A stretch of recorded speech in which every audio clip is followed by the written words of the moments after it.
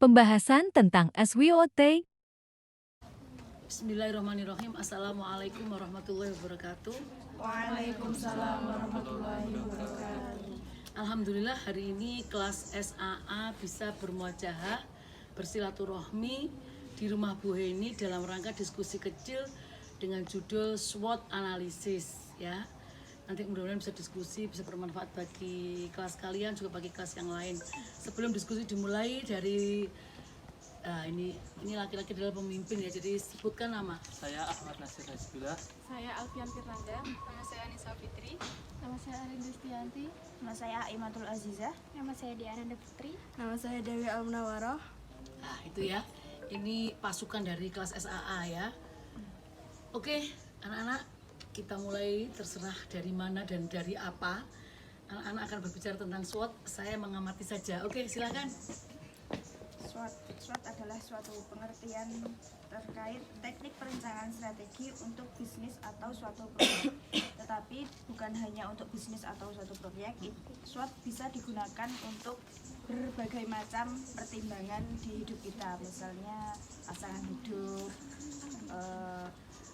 terkait apa yang harus kita lakukan ke depannya juga bisa. Iya, rencana apa kelak ya. Oke. SWOT menurut Randy Ralputi adalah identitas berbagai faktor secara sistematis untuk merumuskan strategi pelayanan. Analisis ini berdasarkan logika yang dapat memaksimalkan peluang, namun secara bersamaan dapat meminimalkan kekurangan dan ancaman. Betul. Analisis SWOT membandingkan antara faktor eksternal dan faktor internal. Iya. SWOT singkatan dari strength atau kekuatan, weakness kelemahan, opportunity atau peluang, dan threat ancaman. Strength dan weakness adalah berasal dari internal perusahaan. Hal-hal yang dapat Anda kontrol dan dapat berubah. Contohnya termasuk siapa yang ada di tim Anda, paten dan properti intelektual Anda, dan lokasi Anda. Opportunity, peluang, dan threats ancaman adalah hal eksternal yang mempengaruhi bisnis atau hal-hal yang terjadi di luar perusahaan Anda pada pasar yang lebih besar. Anda dapat memanfaatkan peluang dan melindungi dari ancaman, tetapi Anda tidak dapat mengubahnya. Contohnya termasuk pesaing, harga bahan baku, dan tren belanja pelanggan. Apalagi? Tujuan dan manfaat SWOT yaitu untuk membantu dalam merencanakan strategi bisnis berdasarkan faktor-faktor yang ada sehingga dapat mengambil sebuah keputusan yang tepat. Manfaat SWOT adalah untuk membantu melakukan perancangan prospek bisnis secara terstruktural dengan mengetahui hal-hal atau faktor-faktor yang ada. Saya ingin bertanya, apakah analisis SWOT bisa diaplikasikan analisisnya ke semua bidang di luar bisnis? Bisa ya, betul. Bisa. Lalu bagaimana dengan cara seperti apa atau bagaimana penerapannya dalam menerapkannya dalam bisnis, dunia bisnis atau lain sebagainya?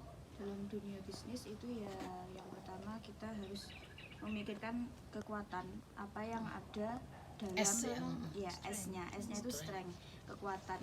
Apakah bisnis kamu itu memiliki kekuatan atau kelebihan untuk meluncurkan suatu produk atau apa gitu. Kemudian untuk yang W-nya itu kelemahan apa saja yang ada di dalam bisnis kamu, misalnya kayak kurangnya bahan dari luar atau bagaimana. Kemudian ada opportunity atau peluang dalam bisnis.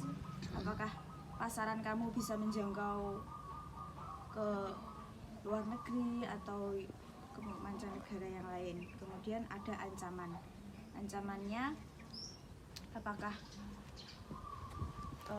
brand kamu itu memiliki saingan dalam bisnis yang lain yang sama.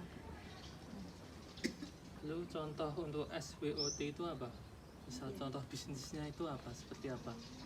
Contohnya itu untuk yang strength itu kami sangat memperhatikan dan mengutamakan setiap kebutuhan dan permintaan dari konsumen. Jadi kebutuhan apa saja yang ada di konsumen itu kita ikuti, kita penuhi gitu. Kemudian untuk yang kelemahan atau weakness itu seperti lokasinya kurang strategis dalam bisnis atau modalnya masih terbatas, jadi kurang modal sehingga kurang bisa meluaskan bisnisnya. Kemudian ada yang opportunities atau peluang, itu kayak belum adanya persaingan ketat dalam bisnis, itu juga bisa menjadi peluang kita bisa Dan lebih bisa- mengembangkan gitu ya. Dan bisa juga harga bisa terjangkau. Ya, itu juga peluang agar laris. Kemudian ada threats atau ancaman dalam usaha, itu seperti contohnya cepatnya perkembangan teknologi yang berada di luar kendali kami. Kadang kita kurang dalam ahli IT-nya mungkin. Dan ada ketatnya dari persaingan dari yang lain. Karena persaingan itu, kalau persaingan itu kan sehat ya sebenarnya ya. Iya. Tapi satu sisi memang ancaman ya, jadi ancaman, tapi gak apa-apa gitu, dalam bisnis pasti ada itu. Kalau nggak ada persaingan malah kita nggak maju ya kan. Oke. Lebih tertantang. Iya, lebih tertantang. Betul. Siapa yang melakukan analisis SWOT tersebut? Bisa semua orang bisa. Tapi lebih efektif dari pemilik bisnis. Oh iya. Pemimpinnya. Jadi pribadi bisa, lembaga bisa, komunitas bisa, organisasi bisa. Tapi yang paling pas adalah yang memang pemilih, atau bagi mereka yang mau memberikan merger dengan siapa atau joint venture dengan siapa, kita analisis dulu ini layak tidak, nah ya kan. Seperti Tuh. kayak mengajak kerjasama seperti itu. Iya.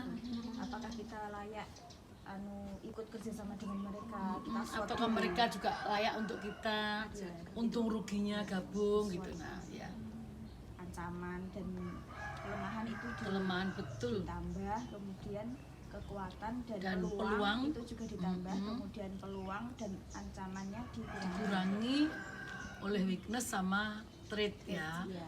Hasilnya berapa? Betul. Kalau hasilnya positif berarti bagus. Kalau hasilnya negatif, wis wassalam ini ya, hati-hati. Kalau positif langsung saja kerjasama. Oke, ada lagi yang mau dibicarakan? Sudah? Sudah? Ada masukan tambahan? Enggak? Oke, jadi kembali lagi, mari anak-anak memahami SWOT analisis. Kita gunakan di saat yang tepat ya, ketika kita mau mengcounter atau mengevaluasi planning kita, rencana kita, atau kualitas dari sebuah upaya kita atau aktivitas kita, sehingga kedepannya kita bisa melihat seperti apakah mutu, beban, atau bobot, atau bebet dari sebuah upaya kita itu. Oke, sekian ya, terima kasih atas perhatiannya, mudah-mudahan lain waktu kita sambung.